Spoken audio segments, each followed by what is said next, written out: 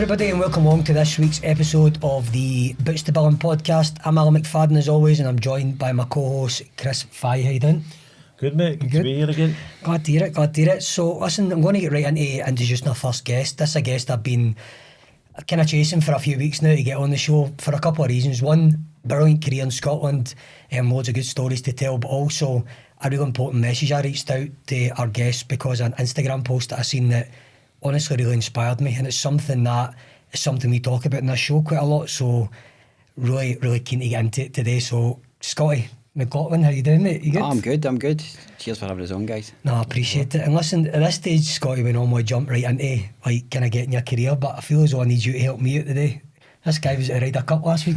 So what was that like? Oh, it was phenomenal, mate.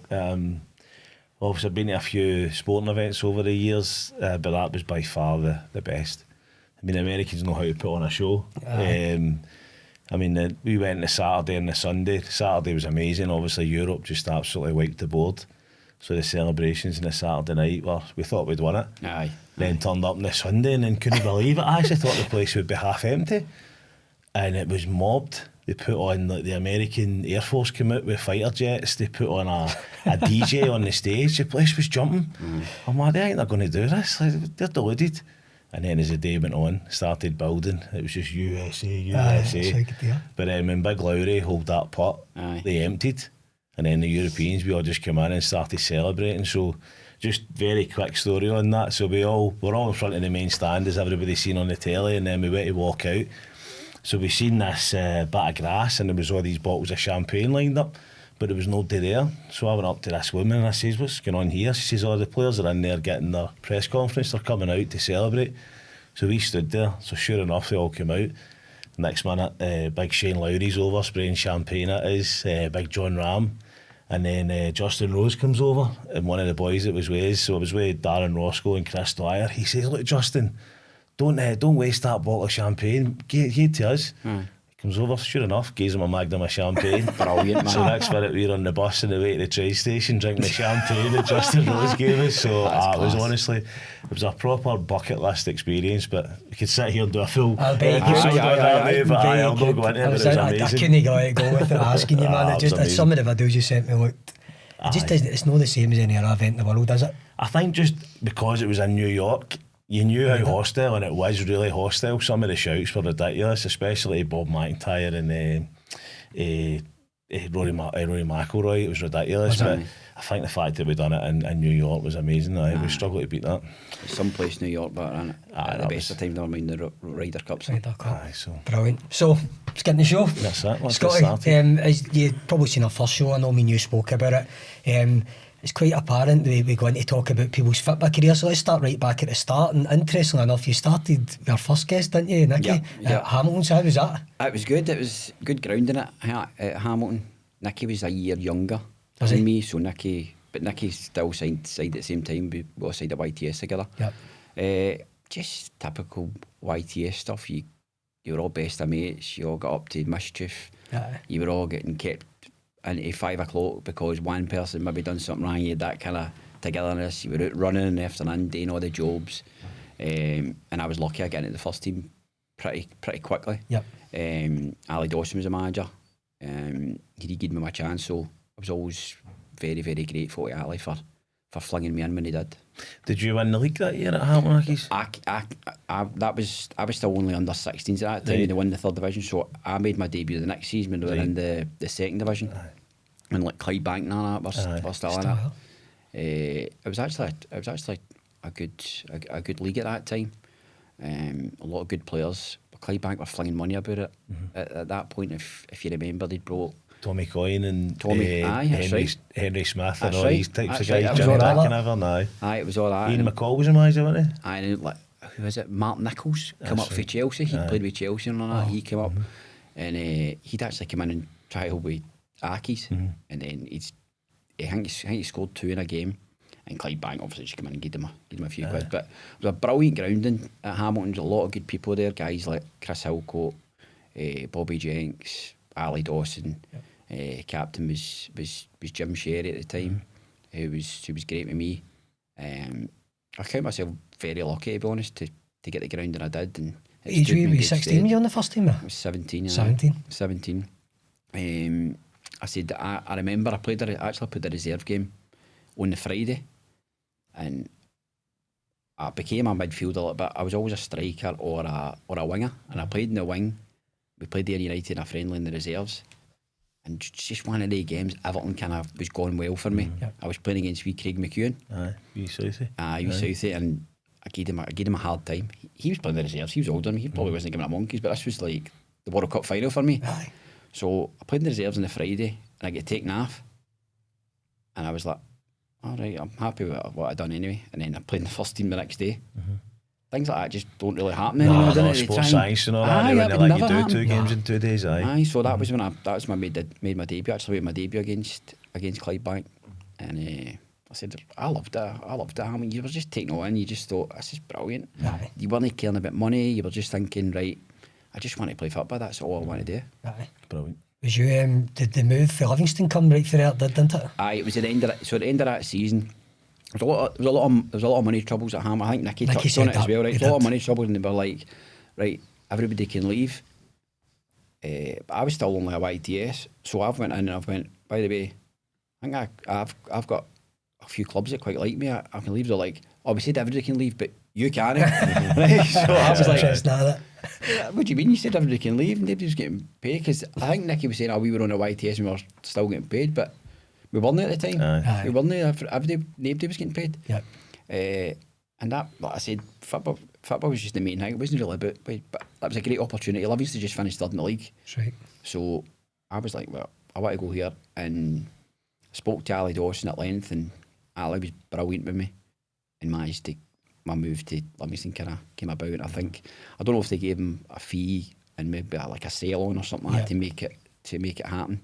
It's interesting on that though, isn't it? You always remember the people that stuck up for you, or dug you out, or gave you a chance. You never ever forget it, even all these years on. Well, sadly, Ali Dawson's no longer with us. But I'll always be grateful for Ali for like taking a chance on a young boy and throwing him in the first team and seeing how I did. And I always felt was trying to repay him when I played. So how did that? What was your jump like? Obviously, you went to Livy. Did you get right in the first team there? No, I didn't. I went right back to the youth team. Did you? I still had a year left at under 18s at the time, so I went in at the youth team. But where I kind of promised, I said, listen, if you do well here, we'll kind of promote you, and that was enough. That was enough for me. So I went back into 18s. I wasn't as if I was Billy. Livingston were flying at that time, but we were right up like top 3, top 4. They just finished third in the league at that time, Chris. So I couldn't have went to a better club at that time for what I was wanting. So I played in under 18s, great bunch of boys. It wasn't as if I was Billy by time thinking I'd played in the first team.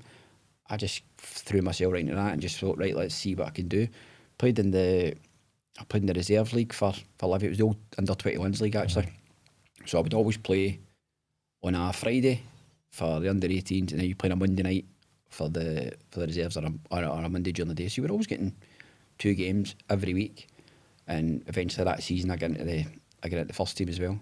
And that was the Premier League. It was a brilliant experience. It was just something you kind of dream of when you're playing football. You want to go and play it at as good a level as possible. I was lucky I played in the Premier League at that time with loads of unbelievable players. Big Marv. Big Marv was my teammate. Did you play with Big Marv? I played with Marv at Raith Rovers. Big man's a legend. I love the big guy. Unbelievable, mate. So, I forgot he was there. Do you know what I remember? So Big Marv, we used to play a back 3, right? And we had Big Marv, Oscar Rubio and Manu Dorado. Oscar was a big aggressive, could go and hit the ball, but Manu was a really good football player, and that 3 was top because Big Marv just stood in the middle and see wherever the ball went, he just went and hit it. I honestly, without exaggerating, Marv could header a ball for the 6-yard line over the halfway line. Could he? Aye. Like see like some people say as a laugh, as like defenders, he can header it further and kick it. That was so true with Marv. Like he couldn't kick the ball right. Do you know, I played at Raith Rovers and my 2 centre-halves were Big Marv and Mark Campbell. Oh, yeah, I played with Big Sparky used to take his top off and go like that to Marv, when you're going to go on the weights with man, and all that. That shows you how big he was. And I wasn't the biggest goalie. So they would just say to me, don't come off your line. And they would just win every header, and then I was just there. Dream, oh, it was amazing. I played with Big Sparky at Coona's house. good character and a big sparky. But Big Marv is something else. But so infectious. He's just always been the same. He's just the most positive guy ever, isn't he? Honestly, we've got so many stories. He's obviously he was a pastor. He was and he would say to the boys, you need to come down to he was the Church of Zeus, I'm sure it was, in Kirkcaldy. He was a pastor at it. He said, I've got this guy coming over, Pastor Joe from Zimbabwe. Do you remember Kevin Fotheringham, Bibby? Aye. Well, he was coming to the end of his career and his hip was done. And he says, you come to my church on a Friday night. And he says, and Pastor Joe put his healing hands on it. And he's like, right, you know what, big man, I'm going to come. He says, Bibby sat there and he says, for the first hour, he was brilliant. He said, it was all happy days, right? He said, he's starting to get into it. And then Pastor Joe goes up and he's like, if anybody has got any ailments, come up to the front. He says, so Bibby was like fourth in line. The first person went up. Pastor Joe put his hand on their head. They just hit the ground like a sack of tatties. Somebody came running out with a towel and put it on them. Second one, the exact same. Third one, exact same. Got to Bibby. He's like, fuck this, I'm out of here. And always remember Big Marv going, you did not believe, so it wouldn't have worked in you. But they were right into it. Did he not do that with like his knee? Did he not maybe have a MCL or something? I don't know if you were playing in this game, but see, he played with Rangers and then moved to Rafe Rovers. And he said he played through that with his cruciate, but then it turns out there was a weakness there. And it was against Airdrie United at Somerset Park. You might have been actually playing. And the big man went to clear it, but one of the Airdrie United centre forwards hit the ball at the same time and he snapped it. And there was obviously a weakness there for the season before, but because his muscles were so strong, that's what protected it. Everybody you speak to, they've always got nice things to say about Big Marvin. I think that kind of says a volumes for his You couldn't say a bad word about the big man, could you? No. So, we had a really good team. Did you know, so is that you met Snoddy? That's when I met Snoddy. Snoddy was 3 years younger than me. Was he? So I was in the first team at the time when Snoddy came in as like a youth team player. That's when I met. I think the first year with Snoddy was when we won the League Cup. I think that was Snoddy's first year, but he was still in the youth team. Young. And I used to pick him up and give him a run in. I actually used to train. So I used to come in. I used to pick up Snoddy and Dorns on the way in, and I would get in and I would train my youth team in the morning. I was in a youth team player, but I just went in and just trained. Just loved it, because I was there anyway. And then I get a wee shout, say, Scotty, that's you to go. And then I would run down and go and train with the first team. That's mad, isn't it? Again, sports science, wouldn't you allow that now? How good was Snodgrass? He was amazing, wasn't he? Brilliant, mate. Was that all evident for a young age? Aye, he was just... If they tell stories about Snoddy about as if he was a rogue, he was this, he wasn't that at all. Like, he was a 16-year-old kid that had been exposed to a new environment. He was a young boy for East End, for the Gallagate, didn't know any different, and got a wee bit of money. It wasn't great money, but he was earning a wee bit of money, and it was just like he didn't know what to do, didn't know what to eat, how to train. He was just new to it all. So if he was just forget about him. But his ability was unbelievable, and I took a shine to him early on and looked after him. Although I was only a few years older, I just felt, listen, he's got a right chance, that boy, and he's not a bad boy like everybody was trying to make it. Your gut was obviously right, mate. Aye, you know what I mean? But don't see one of the best things that happened in that time, but he got put out on loan to Stirling, if I remember right. That's right. Because I was at Wraith at the time and they beat us in the playoffs. But in that team we had like the likes of David Bingham, Colin Cram, Chris Aiken, and me Murray was obviously in charge. So he had good people there that would keep him grounded when they let him get too big time. Well, see Bingy, what a player Bingy was, man. Unbelievable. Oh my God, I played with Bingy at Livy when I first went. I couldn't believe how good he was.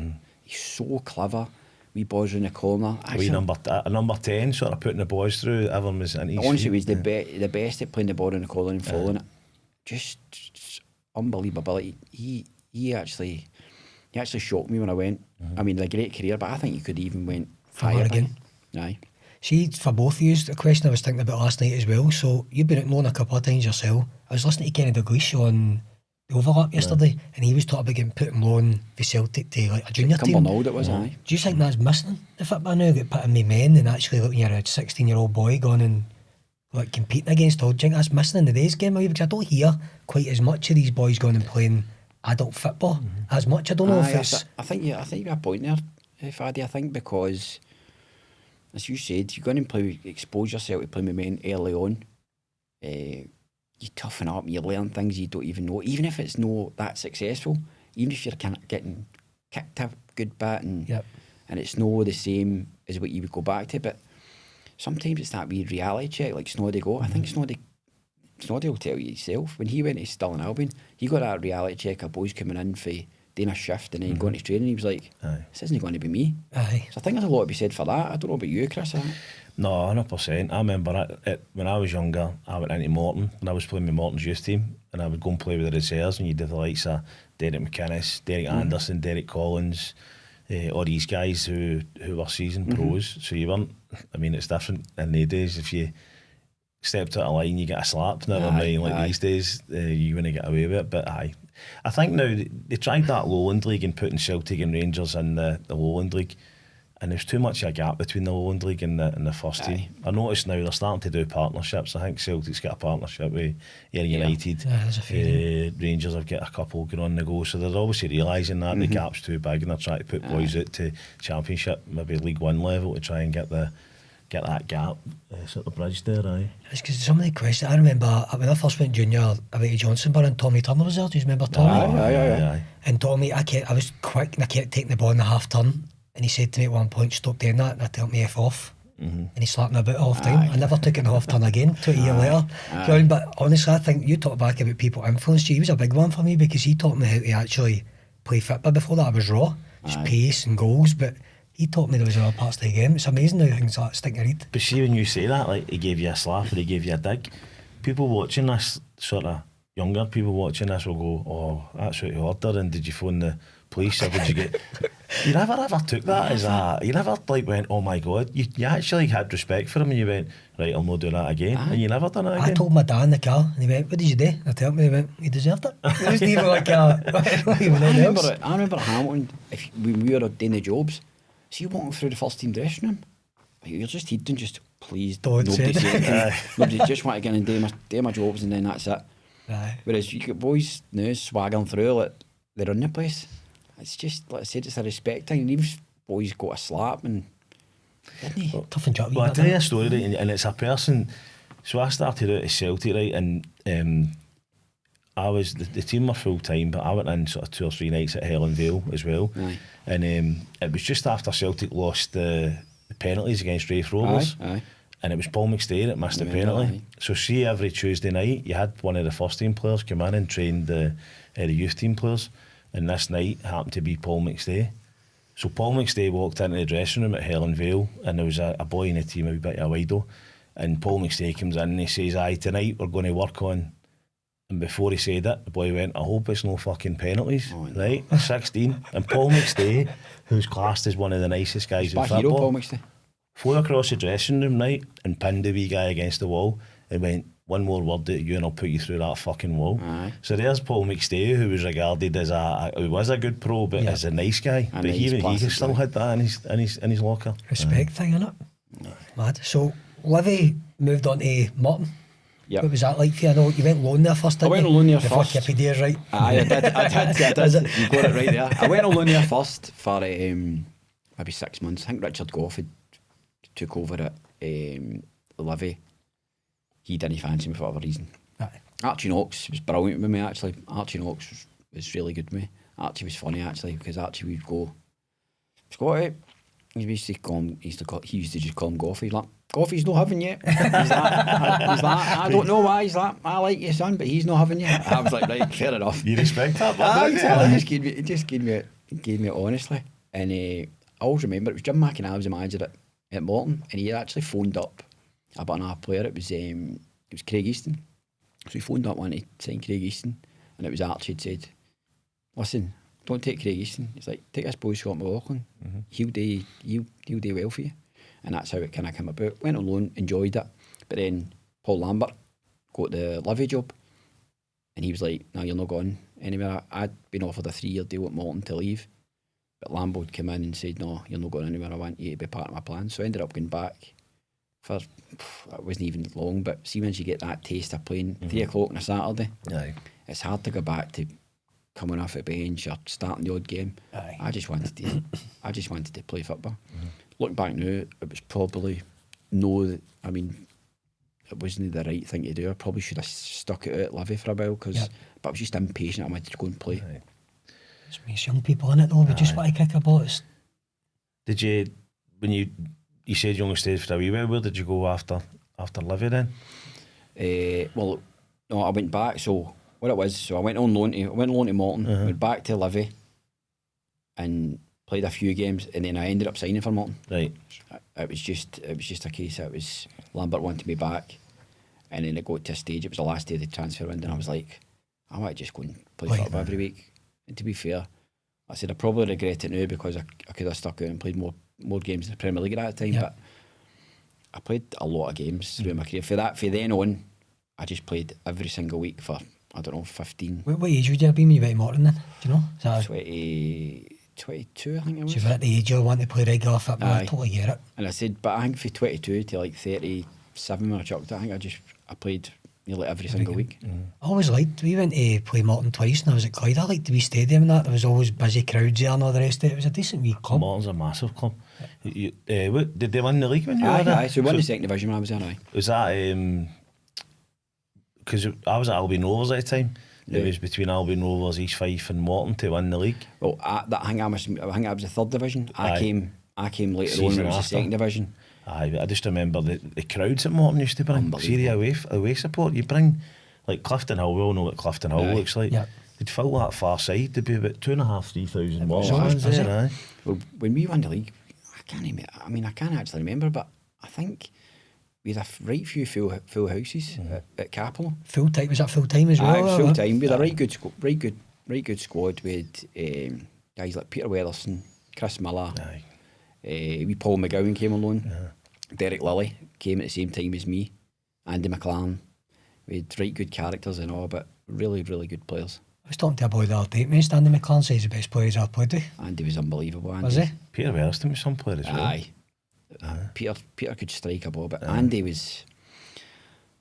see what I knew, there's nobody really like Andy now. Andy just wanted to go and take people on constantly. Andy probably would have been lost again because they'd been like that to him, pass it. But Andy just wanted to go and take people on, and Andy this chop inside where he could whip it with his left, or he could go outside, hit it with his right. I write a few stories with Andy, man. I used to travel in with Andy, and Andy loved a fag. And I always remember we were travelling into training one day, and Andy's like, just his usual, smoking his fag, and he'd like a cup of coffee here and a Twix there. So I'm like, I don't know how you're holding this steering wheel, but anyway. So anyway, he's smoking his fag like that, just and he would usually flick his fag ash out the window.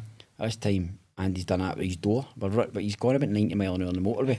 He opens his door to flick his fag. I'm like, Andy, what are you doing? He's like, looks at me as if I'm daft. He's like, my windows broke. As if I was in the rank for saying, what you doing? Open your door on the motorway at 90 miles an hour. Well, just like to me, he's like, my windows broke. Brilliant. But Andy was... But I played against his wee brother for years. His wee brother was some football player as well. I think he was at Queen's Park for a while, but didn't really kick. But he was the same. If he got the ball anywhere off a goalie, he was gone one place. The other goal, and that was it. I mean, you couldn't get the ball off him. He was brilliant. I could write a book with Andy. Some of the stories with Andy. I mean, that season I was there, and Morton brought that support to Clifton Hill, and our centre forward was Big Mark Yardley, Big Yards, who was a St Mirren legend. And again, it was us and Morton going for the league, and St Mirren's game had been cancelled that day. So St Mirren sent 2 busloads of fans down to that game because they knew Big Yards was playing and were playing against Morton. Well, sure enough, it was one each, and Big Yards popped up with a winner. What did he? All the St Mirren fans ran on the park. Then all the Morton fans ran on the park and attacked them. St Mirren and the Morton fans were all fighting at an Albion Rovers Morton game. It's good, here. Some rivalry that, I know. Aye. How long did you stay there for? Were you there for a few years? I think I was there for three years. I stayed at Morton, aye. Then moved on to Airdrie, wasn't it? I went to Airdrie. Loved it, Airdrie. Loved Kenny Black. Kenny Black was a manager. Kenny was a brilliant coach. Kenny was probably like, all the managers I had were like just manage, whereas Kenny was a proper coach. He would coach the full team, and that was when, I mean, this was 2008. We were doing video analysis and that with Kenny back then, so that was a long time ago. I know it's massive now, but Kenny was doing it back then. Because did I read that you scored in your debut there against Morton? Is that true? I scored 2 actually. I scored 2. We beat Morton. We beat Morton 5-0. See the stats? There you go, mate. You've done your homework, haven't you? I'm glad on you, sis. Chris was just like, what? Guys, I scored 2. We beat them 5-0. And I scored 2 against Morton, which was Did you celebrate or was that an awkward? No, I went mental. Did you? I went mental. We did a wee bit of set to with some of the Morton fans a lot of the time. But no, it's fine. Back then you're young and you think the world's against you and things like that. And I scored quite a few against Morton over the years, which they didn't enjoy, and I obviously did. But Airdrie was brilliant. Like I said, loved Kenny Black. Kenny Black was a brilliant coach with a right good squad of players. We won the Challenge Cup that year and all in the first year. It was a right good. It was a championship we were in. Right good teams in that time. I think St Johnstone won the league that year. Who was your goalie? That's how I all remembers teams by who's. Robbo. Oh, was it? Aye, he was a good goalie. Brilliant. Talking about goalies that weren't that big, he was, I think, the only goalie in professional football that was smaller than me. He used to call him the Flying Hippo. Is it? He used to call him the Flying Hippo, right? Tell you, how good was he? He was the original sweeper keeper, wasn't he? He was brilliant. Great with his feet and that. And good off his line, just get used to the ball start about 30-40 yards. Aye. He'd ping a ball, brilliant. Training, he was hopeless, couldn't save a ball. With Lee Hollis was the sub goalie, and Lee Hollis used to fling himself about mental. Hippo was just like, I'll get that. That's some name, right? It was brilliant. Don't near a Hippo. By the way, he had it on his gloves. The Hippo. But it started off a wee friendly one, like, the Flying Hippo, and then he was just the Hippo. And that was it. Aye. Brilliant. But he loved it. A good bunch of boys, like Lovers. Do you remember Paul Lovering? Aye, he's an angry man, isn't he? Oh man, he was something else, Lovers. He just loved. If he cemented somebody, used to call it, give him the car crash. Is that? He's getting the car crash, he used to say. I don't know him personally, but I just know playing against him, he would always go off his nut. Aye. And then I think when Airdrie played Albion Rovers in League One, that was a bit of derby as well. He used to run about as if it was like Celtic v Rangers, like getting off his nut and in people's faces. And all that. He would top his granny Lovers. But he was unbelievable in the air. Like he was quite a wee guy, and all the teams used to kick on Lovers. And we used to always say to the teams, like, why are you kicking on him? He's our best leader of the boss. It's brilliant for us. Good squad there. Guys like Simon Lynch, I'm really pal with still. Paul DiGiacomo, Joe Cardle, Steve McDougall. Right good squad of players there. Today's show is sponsored by Back On Side, a fantastic mental health charity that helps boys and girls across all sectors. Back On Side have a big presence in the Scottish football industry, where they help at least one footballer from every club from Elgin City right up to Celtic Football Club, and they get absolutely no funding from the football clubs. They get no funding from the SFA, so anything you can do to help would be much appreciated by Libby and Michelle and the team. So the guys have got a ball at the Doubletree Hilton on the 26th of October. There's a few tables left. I was there last year, and it's an amazing ball. It's not a fancy ball where it's all dressed up and you sit there and it's quite boring. You've got George Bowie, you've got all sorts of DJs there, so it's a great day out. So I'll leave a link for that down below, but I'll let you guys get back to the show. See the ball you're talking about there, it was a bit like in people's faces. I bet he's the nicest guy in the world off the park. Most of these guys are, a lot of the time. I don't know about Lovers. Is he angry all the time? He's angry all the time, but he is like a wee pussycat at times if you kind of have a wee go back at him. Like, what are you shouting at me for? So I've played that, honestly, there's been guys, most of the guys I've played against all the years that have been like that. Like, some of your mates will come and say, this guy's come to a night out tonight. You're like, what are you inviting that guy for? He's an idiot. And then they come and you're like, you sound as hell. The one that comes to my mind, and I think you mentioned him recently, is Big Ali Graham. Aye. Used to play against him at Queen's Park, and I used to have battles with him all the time, and then you'd meet him off the park and, well, all right, mate, how you getting on and all that? You're like, you're actually a nice guy. He's in my crowd of pals now, so he's like weird. He's one of Alec's best mate, he's one of my dad's brother's best mates. The one for that, I couldn't believe how nice a guy was Andy McLaren. Aye. Because Andy was like notorious for being like the hardest guy, like would just go through MD. And then when I met him, I had a few battles playing centre mid against him, and he would just kick you up and down the park. And then when I met him, he was so softly spoken. How are you doing? How's your family? And I was just like, this isn't the guy I know. Couldn't believe it. That's as soon as you step on that. I was a wee bit like that as well, to be fair. As soon as you step on that part, you just turned into that. I need to win at all costs. Some guys need to do that. Do you know Stevie Miller? Aye. So Bexley was the same. See him, like, I used to go nuts. Hughesy brought him dinner out with us once, and I went, what are you inviting him for? Since then, I've been pals with him ever since. I used to hate him. Kick lumps, shoot you. Just didn't care. I was the same as you, Chris. Like, I would be so calm, or like seeing the warm up. I never really bothered about warm up. I didn't really warm up. I just didn't want to waste energy. And then at like 5 to 3, I could just flick a switch, and I was just right on it. Probably there's loads of people that played against me. Thought, I don't like him. I just wanted to win, and it was quite. It's not as well. You need to be ruthless, because some of the stuff people say, you need to be handle yourself on a part, and it doesn't. It's not a true reflection on you, really, is it? No. Is it? I know that sound like an old fuddy-duddy here, but do you think there's the same passion in the game these days? I don't really think so. I don't think so, to be honest with you. I think there's maybe it's a different time doing it. It's different characters in the game. There's just not as many characters there was before. You had a character in every single dressing room. 3 or 4 actually, like wild characters, didn't you? I don't know if it's maybe lack of passion, or just maybe lack of characters, and the times are changing. You don't really get away with much. You can't get away with anything with mobile phones now. No. And do you imagine there was mobile phones back when we played? Half the guys we played were in jail. I'd be one of them. But it was all theory stuff. Like, if you tell people who are learning football, they'd be like, "What happened?" No. But then it was just all a laugh, and it was just the way it was back then. And I said, I wouldn't change it for the world. No. It was brilliant. I'm glad I played. I said this to somebody the other day. I'm so glad I played when I did, rather than playing now.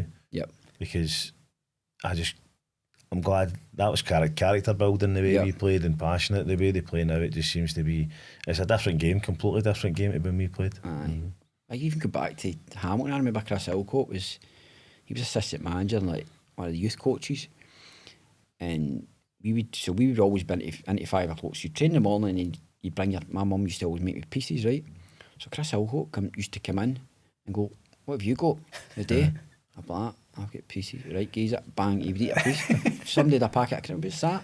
Packet of crisps. He would just bump everybody's, like, he would give his lunch, just be eating everybody's grub. But see, we weren't thinking it was bullying. It was like, oh no, here he comes again. Aye. It's almost expected, wasn't it? Like, you knew, you'd heard the stories before in these changing rooms, so you knew it was coming. It was brilliant, but because what my mum used to do, my mum used to make me, so she used to make pieces, right?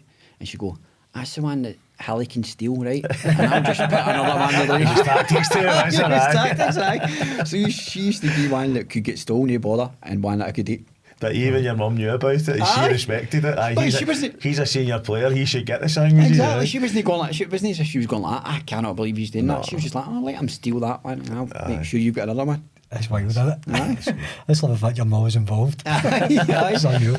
That's it. But I was like you as well, Faddy. See, like, if I went with my dad and somebody gave me a shuriken, my dad wouldn't be going. My dad would be like, "Well, you must have deserved it."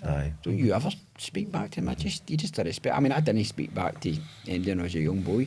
I would shout at them on the park and things like that, because I think that kind of got you respect. But never after the park. Like, would never dream of doing that. I don't think I appreciated it enough until I got older, and I started to be like captains of a lot of the junior teams, and you don't appreciate. I used to just look at older guys and think, "What do you know?" But see, when you think back to it now, like, some of the stuff they were telling you, you go, "I get it," and it took me too long to bloody figure out half the time.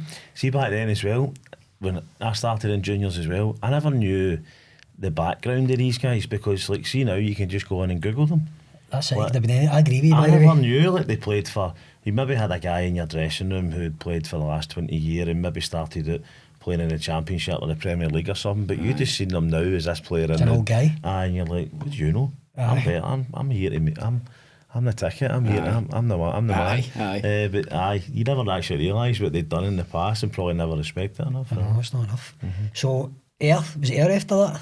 Did you go try and bring you back in time here? So I went for Airdrie to Ayr. Loved my time at Ayr as well. It's not a good club, innit? Brilliant club, like good traditional club. The stadium, that's brilliant. Love the stadium. But amazing. Scott Chaplin at the time? No, I think he left, but then he's missed a cross pass a few times though, because he was Albion with you, wasn't he? I think when you were at Ayr, I was maybe at Stranraer. Right. Was it League One? Aye. So we won the playoffs that year when I went there. Again, brilliant brilliant bunch of boys. Brian Reid was the manager, Scott McKenzie was the assistant. We had an unbelievable squad of players. Alan Troughton, who's still playing the now. We had Mark Roberts, Michael Moffat. You beat Stranraer in penalties? Is that right? No. That was a few years later. Was I right? wasn't there at that time.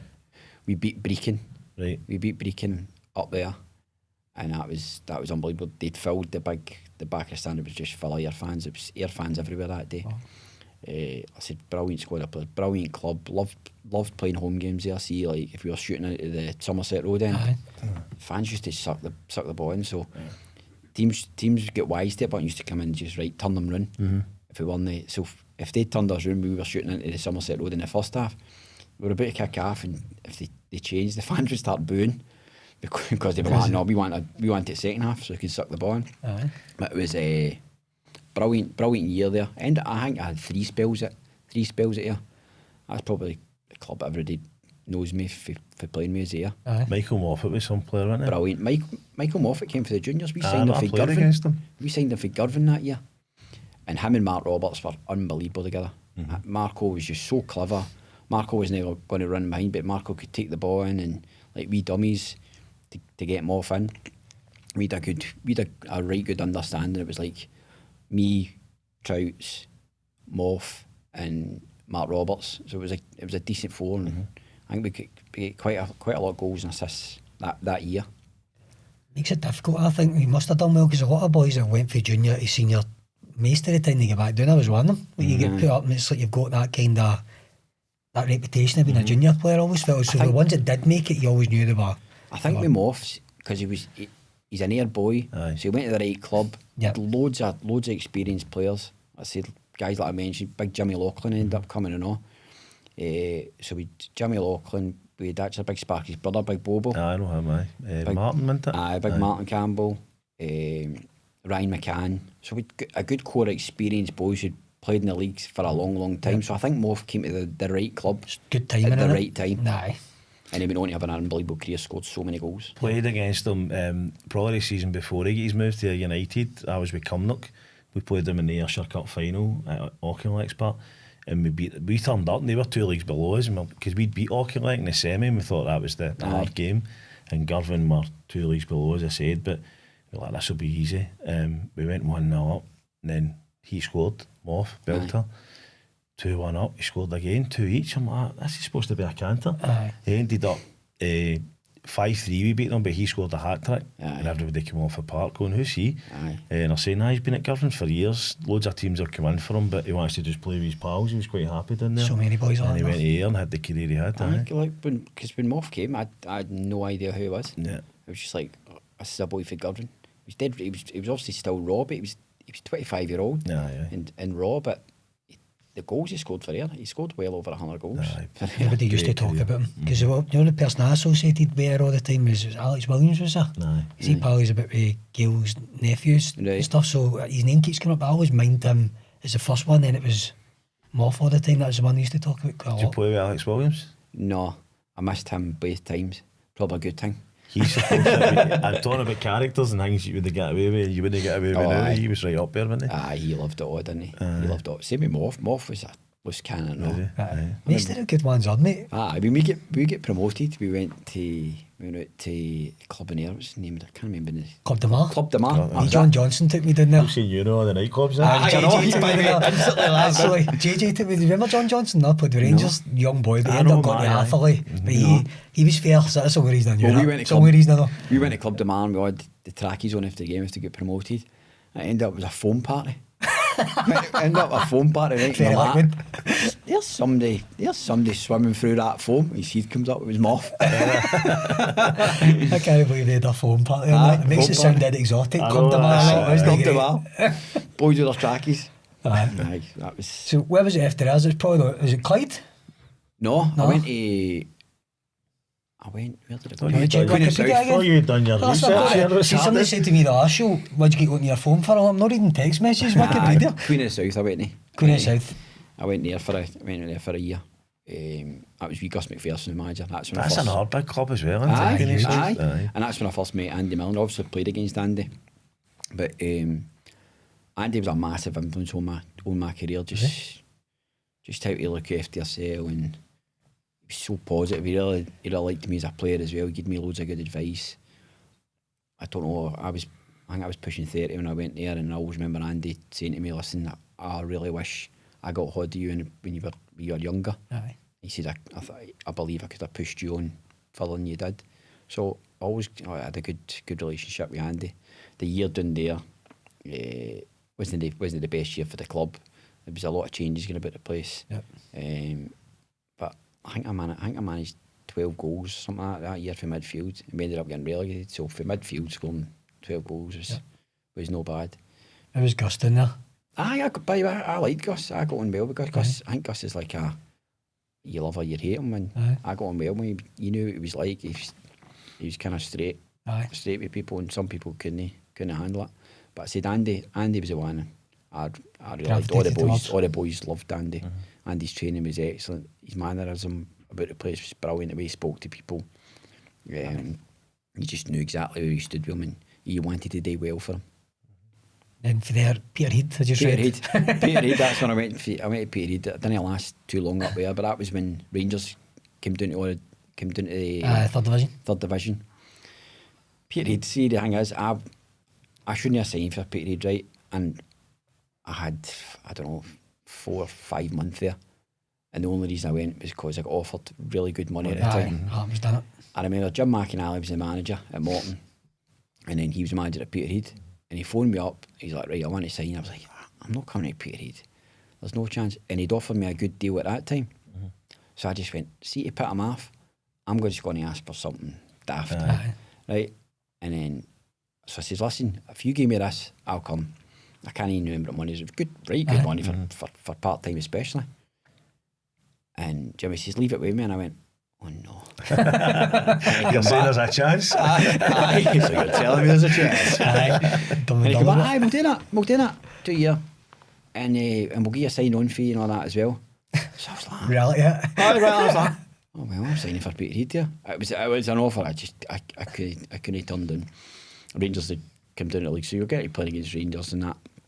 And I said, I think it lasted 4 or 5 months, and that was it. I couldn't do it. It wasn't even the travelling, it was just having about it. I just didn't. Do you want me to tell you my claim to fame up there? So Bomber put me on as a sub up in Peterhead, Clyde, and there's a wee guy playing it wide, and he's like to me, smash him. And I'm like, here we go, go in the park 2 seconds, smash this guy, and he had to go off, and his dad and his boy were in the corner, and I could just hear him abusing me. He slapped me in the head with a pie. That's what I just looked on and I looked, there's pure mincemeat in my face, and I like smacked the head with a pie. That's the thing there, who's cameras about then, that social media. The only thing that period, I got to play against Rangers in the lower leagues. I played against Rangers plenty of times in the Premier League and that, but you never thought playing in that league you would get to play against them. And it was the first league game, we drew 2 each, and I managed to score against them. I put us 2-1 up, and they scored late on. So, was in the team for it? Was it Ian Black that was on the Rangers team at that point, was it? Ian Black, but at the start of that, they still had an unbelievable team. They hadn't get rid of all the boys. Lee Wallace and all that. Lee Wallace was there, Big Jig was there. Said Ian Black was there. Cammy Bell, all these types of guys. I think Neil Alexander was still there at the time. Big boy Goyan or something, was that his name? I mean, they were always going to be a stronger when it comes to... You want to tell another? Do you remember Cal Reedford, goalie? So Cal was a pal of mine at Clyde, and we were up there, and we went for a they'd bring you up early, you go to the hotel next to it, they're handing out breakfast, and this lassie's like to us, you want a fish? That accent. Cal's just looking at that. She goes, hey, you want fish? And turning to me, he goes, Faddy, what's she saying? As my mum was like, looking at him, just couldn't understand them up there. We had a kit man, right? We had a kit man, Big Joke. And he was fair Peterhead. I couldn't understand a word he said. The accent's wild. So I remember, and he's like that. He's looking at me. He's like, "It's in the bar, right?" And he's standing. I was like, I don't know what he's saying. So he had a ball, and there was a pen next to it, and I kind of went like that. I just picked the pen up and signed it and gave him it. He's like, cheers. I was like, right. I think I've got that one right. See, you talked about the wind machine. Everybody talks about the wind machine at Arbroath. Seen the wind machine go on at Peterhead. Oh, I know. I mind one of the boys, first season I played actually when I was 21, a boy called Mark Booth, get the ball about 20 yards inside our half and just pinged it, and it went right in the top bin. It was a wing cut, had it, and it got goal of the season or something, but I know what you see the wind machine. It was about 90 miles an hour behind us. Oh, it was mental, innit? Different world up there, innit? I think our both was always like, I always remember playing with Morton. When I went on loan, it was McLaughlin was in goals. Nah, great goalie. And McLaughlin kicked the ball out for a bye kick and then tipped out for a corner. Aye. I heard loads of stories about that. But that was genuine. I actually get hit with a wave going to shot. There's a video on YouTube. I went to shot a shot corner. Wee Bobby Lynn's about to take a shot corner. And a big wave comes out. See, I was like, it was obviously so what I wonder why nobody takes the Scottish game serious after it's starting waves. That'd be a wave to go to shot a shot corner. So, mate, just lastly, I know we've cut our clubs after this, but I was like, keen, how did you go on to Clyde? Because you're obviously all yours were at Clyde at one point, so I was quite keen. How did you enjoy it there? It was good. Fergie signed me. So was it? I think I had 3 spells at Ayr. That was my last spell at Ayr, and then Fergie came in, and I went. I loved what me Barry. Barry was, his training was like as good as any training I'd ever had. Big Bob was there, wasn't he? Big Bob was there as well. Used to wine Big Bob. I used to call him Big Rab or Robert. He'd like, shut up you wee foot. That's a good guy. No, I'd say that I liked it. I'd 2.5 years. I got a bad injury. I broke my arm when I went there, and I think I had a run of something crazy like 11.5 years, like playing every single week, barring suspension because they'd been injured or anything like that. I played 50 games just over and over. I'd be vast about me. It says you were a runner, fit as hell, runner. And I said I did like it at Clyde. It was a good club. We didn't do as well as we should have done. We should have got out the league. I know you had to get you there, Chris, to get us out, didn't I? Listen, I was just part of the squad and the management team there, but you've done it, mate. We couldn't do it, I mean. See, when we went up, see the relief for that club, they're getting promoted because they'd been so much down in the bottom league. It was the celebrations were unbelievable. Was Steph McCluskey up front for you that year? No, it was David Goodwillie.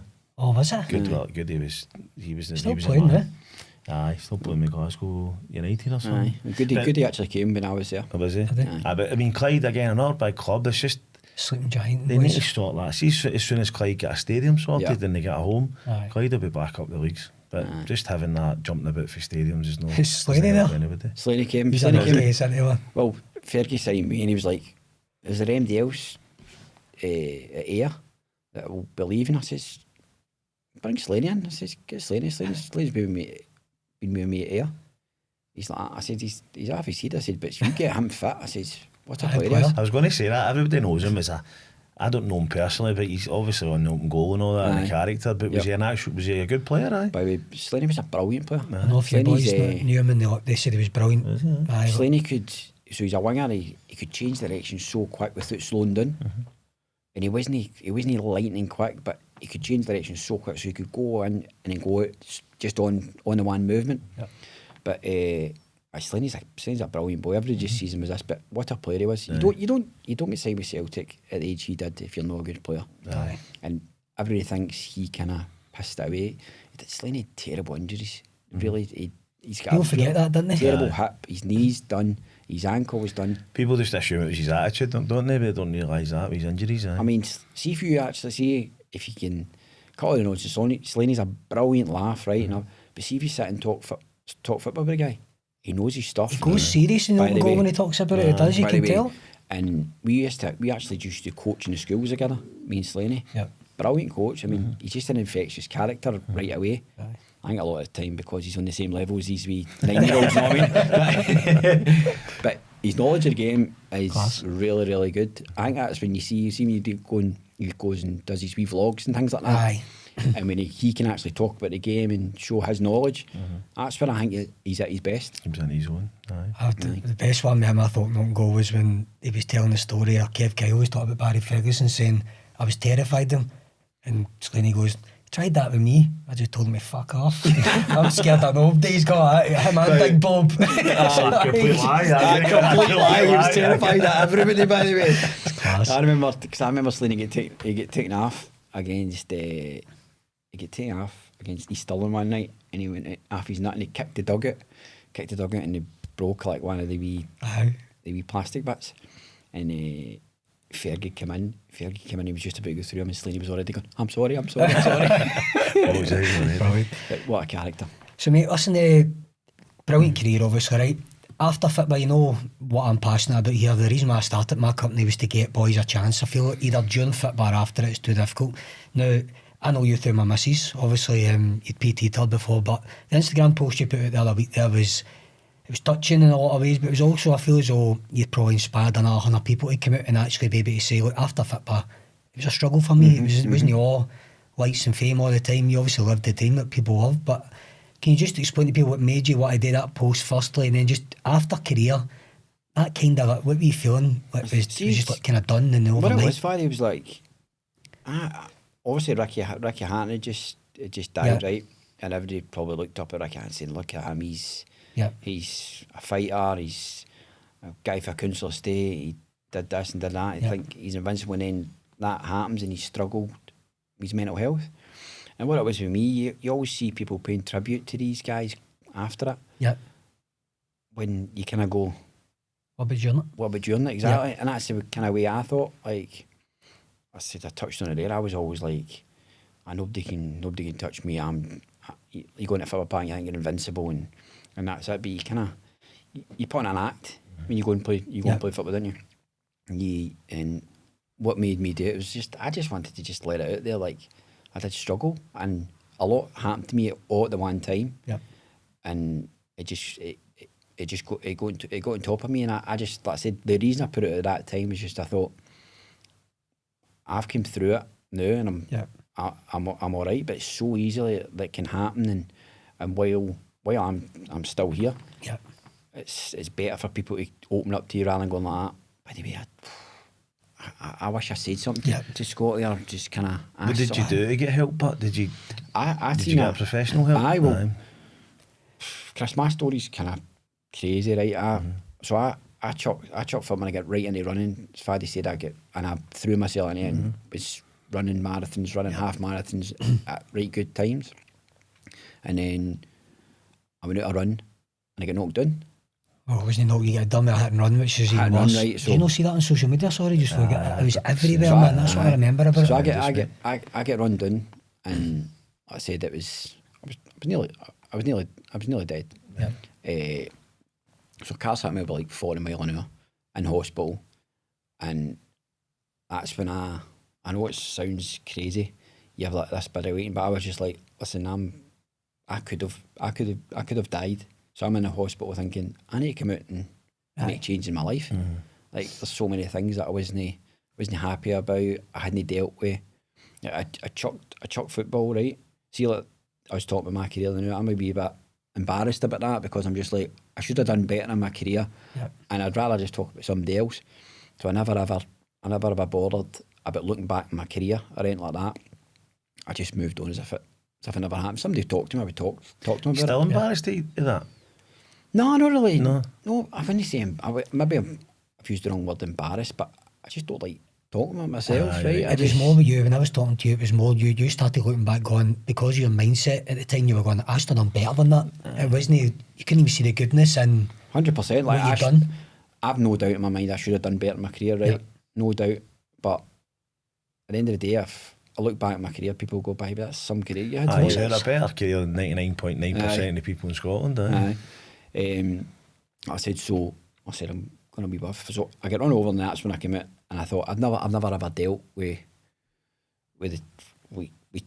stopping football, basically. Aye. So I stopped playing football, and it was like COVID at the time. I split up my wife when I came out of hospital. And Everton kind of got PTing at the time, Scott, at this point as well? I was PTing at the time. Doing as a job? Aye, so I was PTing, and what happened was, I said Everton just kind of got on top of me. I was missing my kids. I wasn't living with my kids. Yeah. My kids with their mum. I was living with my mum and dad. I felt like I was letting them down, to be honest with you. I felt like I was a bad dad. I felt, Everton, you're not like that. Yeah. I was sad, and I kept on saying to my kids, "Are you alright? You alright?" Thinking they were sad, but I was seeing the sadness that I had in them. But they were fine. They were absolutely fine. So it takes a wee bit to kind of get through that. And as I said to you, I used to be PTing and I'd have to go up the road, and I would go into my bed and just cry for hours on end. Aye. No speak to MD. That's massive for you to come out and say that, but because 100%. the West of Scotland thing, guys in the 100%. West of Scotland don't They don't, their they don't, feelings, and they they'd don't. rather keep it to themselves. Aye. And that's what I'm saying. See, when I put that out there, you'll not believe the amount of messages I got, Chris, for that, for people you would never ever think. Yep. Saying, by the way, this has happened to me. And see, what I think is seeing the baddest, saddest times, see if you get a familiarity with something, you kind of go, all right, it's going to be all right. Aye. And that's it. So I get put to, so it was like a lawyer for my claim. So it was a hit and run. Nobody's ever caught the guy. It's just shocking, man. It was stolen cars. It was a fake regi plate at the lot. But there was loads of witnesses. So I get put to a psychologist, right? And this psychologist, I wasn't ready for it. I don't think I was ready. You've got to be Psychologist ready. wasn't great for what they probably helped millions of people. But it was just like, you had to follow this wee kind of beam about it. And she was like, right, you're not going to feel this anymore. You're not going to be sad anymore. Just forget it all. I was thinking about it all. So I was thinking it even worse. You want to slide that? That's all I was thinking about. So she said, don't think about it. And I'm like, This is what I can think about. okay. So it was like second session. I went, I'm going to have to go here because I had like really, really bad anxiety. I had PTSD, depression, everything. And I went, listen, I've got bad anxiety. I says, and see, actually, before this, I'm coming to speak to you now. My anxiety's through the roof, so I need to stop it. So I thought, a psychologist isn't going to help me. And later on, a lawyer said to me again, will you go and speak to somebody else? I says, listen, aye, why not? And I said in my post instantly, I knew this was the one that was going to help me because she just talked to me. She just let us know. She just had a chat. No following a line or anything, buddy. That's wild, isn't it? It was just. She showed empathy and like she couldn't see because she didn't know any of my story as well. She was just like, I cannot believe all this has happened to you. And I was telling her my football career, and she was just like I didn't know any of this. Like, this is incredible. And she actually said to me, she's like, Scott, I think you should write a book. And I was like, oh, nobody's wanting to read. She's like, no, I'll put you in touch with a ghostwriter if you want to read a book. She's like, I think people would be interested in your story. I said, long story short, after I got knocked down, that was when everything kind of hit me. Yeah. And that's when I started thinking about, like, no dealing with when I stopped playing football and the support that was... You're quite passionate about it, and you don't feel as though... And by I've felt it, and I mean Chris talk about this a lot, but it's amazing just how, where your career finishes at 24, 26, 28, whatever, it's just done. Yeah. And then you're like... What do you do? You're just somebody else. You don't know like, who to talk to either, which is difficult. You're in a wee football bubble. All you know is football. You just talk to different football people. You get different strings to a football club, but it's all football related. So see, when you come out of that into the big bad world and you're just seen as MD else, you're not seen as Scott the football player. You're just seen as Scott. And it's like, well, what can you do for us now? Whereas people are always like, particularly when you're younger and you're coming up the way, people always want to try and help you. I can do this for you, I can do this for you. And it's gone.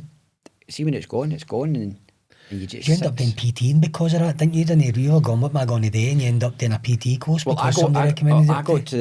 I got to the point, I think when I'd left Ayr, 30, 32, I would do Ayr still full time, then I went part-time. I was doing work in the schools with Slaney, Andy McLaren had a charity time, and that went sour through Andy. Andy ended up leaving the charity as well. It was brilliant at the time. Yeah. So after that, I went, right, what do I do? And I went, well, fitness is what you know. So I went and I did my PT course through wee Scott Agnew. Oh, yeah. So great player as well. Aye. What a left foot here. I won. So wee Aggie, I'd phoned wee Aggie, said, what's the script here, Aggie? He's like, come down, it's a 95 intense course for 6-8 weeks or something like that. I was like, that's what I need. I'm just going to throw myself into that, and that's how I got my... But I thought, I might not use it, but see if I got my PT qualification, I'll always have that. Aye. I can go all over the road with it. And then I managed to get a wee business going with my PT, obviously before I went into being a football agent. But when I was playing part-time, that's what I was doing. I was PTing during the day, training at night. That's why it's the businesses that you've started, Faddy, the pitch to placements. There is such a gap in the football market there when footballers come out. I know you've got the PFA, but footballers have got such a good story to tell. Good personality, good work ethic. They're good people. People want to talk to them. They want to hear their story. So, like, if you can bring them into a business environment and teach them the skills, they'll make good money out of it. That's it. Football opens a lot of doors for you, doesn't it? It does. It opens a lot of doors because, as you said, you've got a story to tell and people want to kind of hear it. That's how people are always like with me when I'm nobody to talk about it. Why not? Like, I would love to talk about your story.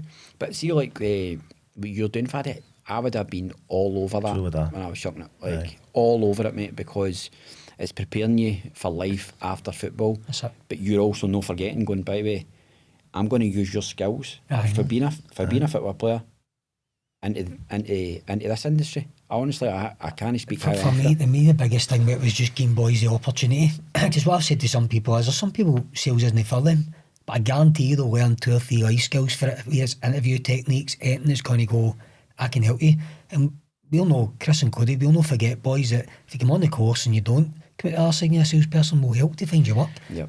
There's just not enough of it there, and people end up in your situation too much. It drives me mad. And see all these characters that we've talked about and sort of mentioned, like, they all end up being, and this is me generalising, but they end up being taxi drivers or working in a factory or Amazon. Imagine giving the characters a skill set. That's what I keep saying. If you give the guys a skill set and put them in a sales environment, they're making 6 figures a year. Easy. But it's just pointing them in the right direction. I said I would have been all over that, Faddy. I think it's brilliant.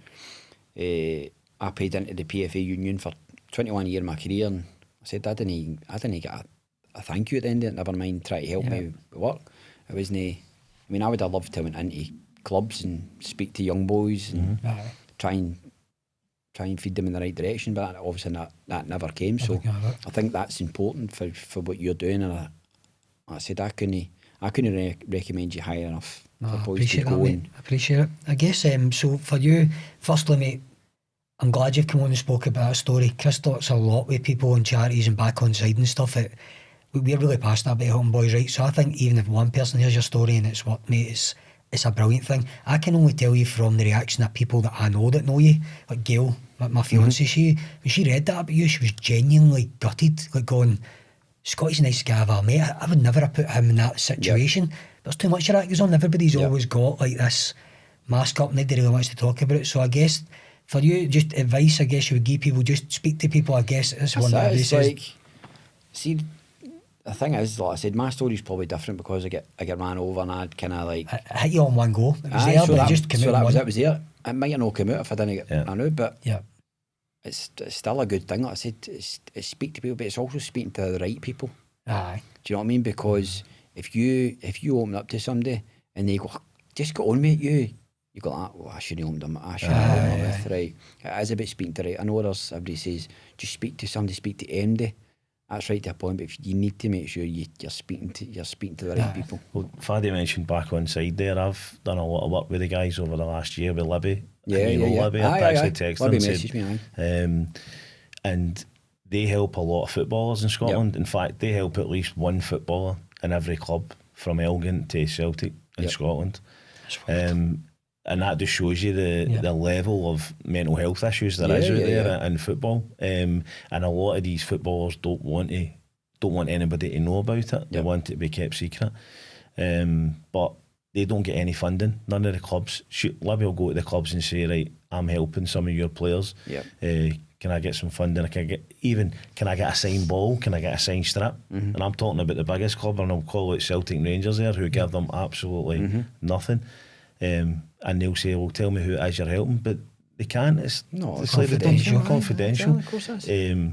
And they don't get any funding off any of the clubs, so there is a huge issue out there. And I think it's a stigma. Charities like that, like back on side, I take my hat off to the work they do, and Libby and the team there. 100%. As you said, there is a stigma there, like, and it shouldn't be there. Like, if somebody needs help, they need help. You need to see, in all honesty, see if you actually think about it. I mean, you spoke about this. How many boys have been in your early years that have had troubles when a club's let them go, or you're building up to this dream, which is like the biggest thing in the world, and then if it's took away from you, course you're going to not feel right. I guarantee you, 100% every single professional football player has had some issue at one point when they're feeling really, really poor about themselves. Really, and I mean, not just, I've had a bad training session. I mean, like, I don't know if this is for me. World's ending because type I've spoke to so many of them, and I know, and so I'm talking people that have played at the top. So like, obviously we know about Scottish football and the Scottish FA and the PFA and that, and what the sort of what's missing up here. You do a lot of work down in England as well, is that right? Yeah. There's a lot more funds down there. Is that sort of been is that bridge been sort of filled there? Are they looking at the mental health side? They are looking. I mean, it's different. Obviously, there's more funding in there. They've got more appeal down south, the PFA. Of course, aye. I know you were talking about the PFA on Ireland as well. Yep. Which is different. I think a lot of it is to do with funds, but I just want to see the players getting backed more, because that's what the union's for. The players, know the clubs, the players, and that's what it should be. What is your concern? Never shut all the clubs off.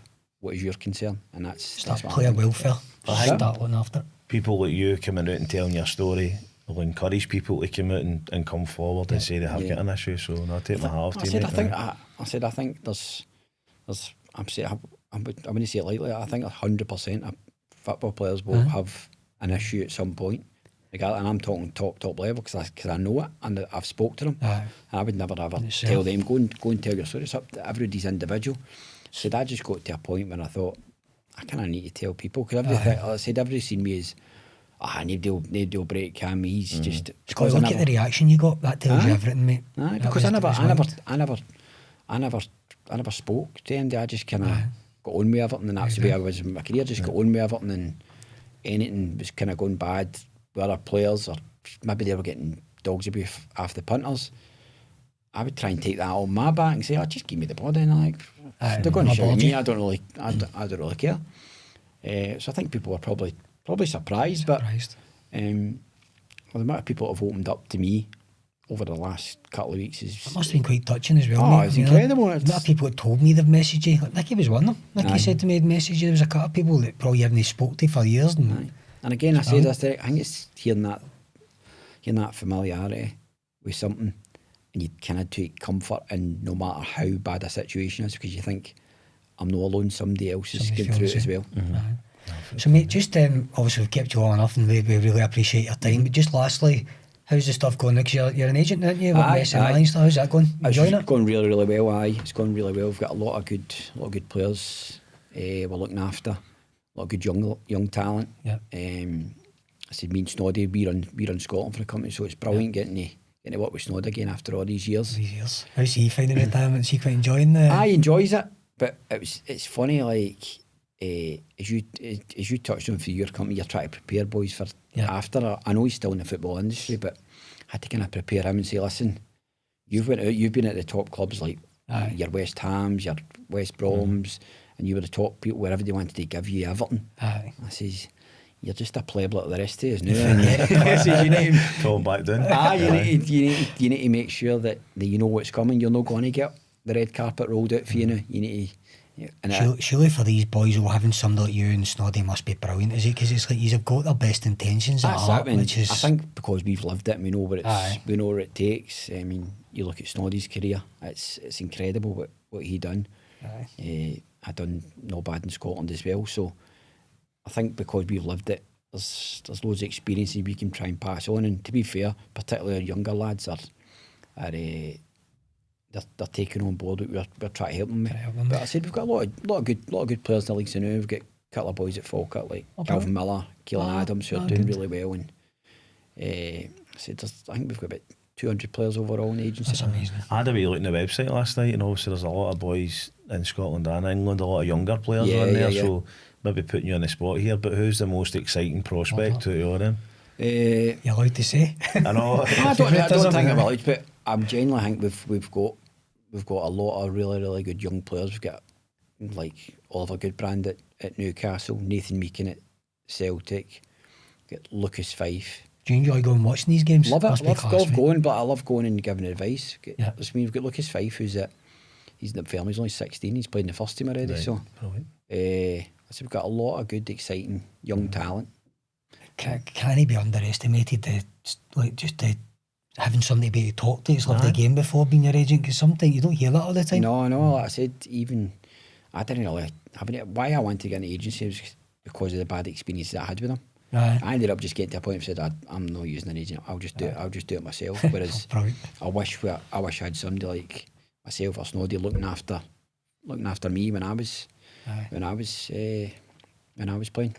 So any advice I can give to young players, I love it. I love going to watch the games and going through their clips and things like that. So I probably missed it.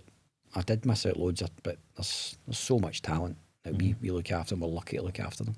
Oh, good. Because you've been there and done it, and you can actually talk them through the game in different bits. If you're an agent that's never really played the game, they don't have that same level of knowledge on it. So I guess Scotty's on Instagram, follow him. I mean, again, there's a lot of stuff I think you do, mate, that's really positive. Obviously, if you need to get in contact and he's looking for an agent, we can recommend the boys. So it's a good plug for him as well. But mate, honestly, two things. Firstly, I appreciate your time, because mate, your story's brilliant. Well, honestly, I think you should take massive credit for it. Like, just soon as looking at you know, somebody's grew up playing football as well. Like, most of me and all my mates were decent football players. We ended up in the juniors. Look at a guy like your career, it's fucking brilliant, mate. It's brilliant to see. So I loved hearing about it.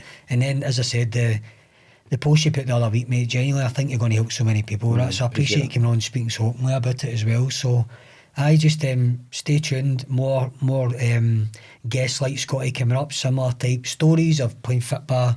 Don't know what they're doing after it, so I'm quite excited to get into the next few shows as well. And thank you for the support. Please like and subscribe to our channels on Instagram, YouTube, etc. But yeah, I think for the two of us, we appreciate it, don't we, mate? No, brilliant. Thanks very much, guys. Fantastic, Cheers. Yep. Cheers.